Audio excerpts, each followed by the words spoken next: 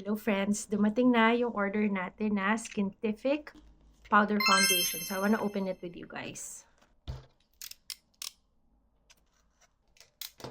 I have the cushion powder, but I wanted to try this one.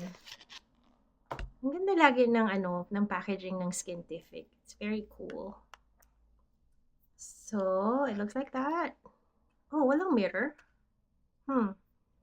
This is the sponge. And then yung mirror. Okay. Yay! Ayan siya. Cool! I love na may mirror. Ang ganda ng packaging talaga. So, tingnan natin. I got the color Petal number 3. So, let's try it out. Sana bagay sa color ko.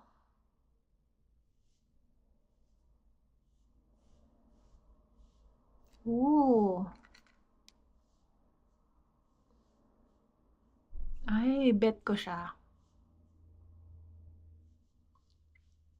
Maganda to pang touch up. Like, I'll put it in my purse para pag medyo oily na, magpat-pat ka lang ganyan. Nice! Lakas maka-fresh ng matte.